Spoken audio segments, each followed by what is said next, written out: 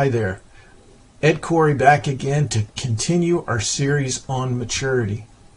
Where we left off last time, we were talking about trains and maturity and the train tracks, the connections with God, others, and the relational skills that connect both those rails as necessary ingredients for growing our community.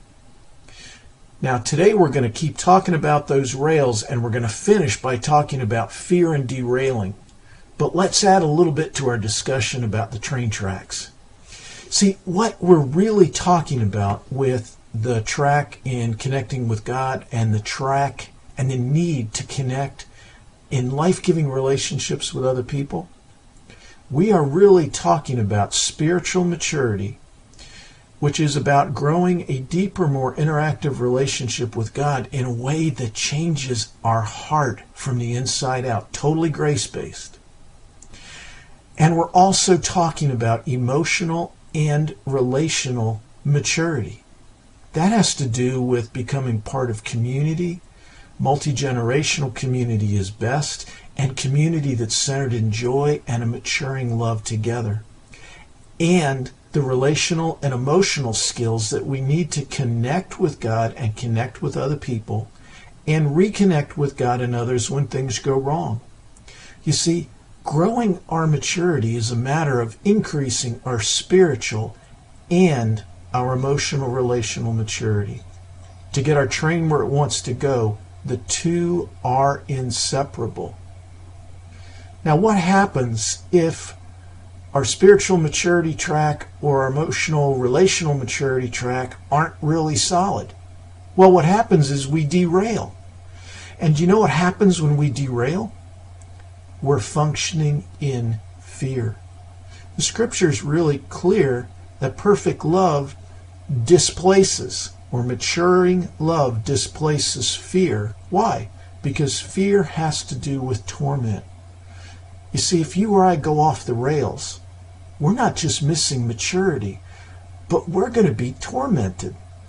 It's like the kind of things that happened to Adam and Eve way back in Genesis. You know, as soon as they had a problem in their relationship with God, they also had a relationship problem with each other. Their emotional, relational, and spiritual maturity took a crash dive.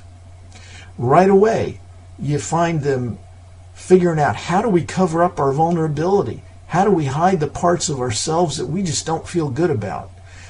How do we hide from God? How do we deal with the shame that we feel? And right after that, they start blaming each other, God indirectly, and then the snake for causing the whole problems to begin with. That kind of emotional crisis is torment. You and I don't want to live there. It's just not someplace we want to be. The sad truth is, when we go off the rails and fear becomes a problem, there are all kinds of tormenting things that happen to us. There are things like increasingly damaged emotions. I mean, shame, fear, anger, disgust. We avoid. We avoid the things we're afraid of, or the people we're afraid of, or we hide from things we're afraid of, or people we're afraid of. Addictions. Addictions are a good way to numb the fear and the torment that comes with immaturity. And when bad things do happen to us when we're in fear, they feel much more intense, so our trauma increases. We end up with something I call pseudo-maturity. It's like we go along covering up, trying to pretend that everything's fine and trying to look like everything's going all right when we're dying inside. Addictions are a good way to grow some pseudo-maturity, because addictions let us numb out the pain and try to keep on going. It's a sad, painful, and tragic place to be. And the sad part on top of all that is we grow an identity that's not really us. It's who we want people to see. It's who we try to pretend to be to cover up the fear and the torment that we're living in.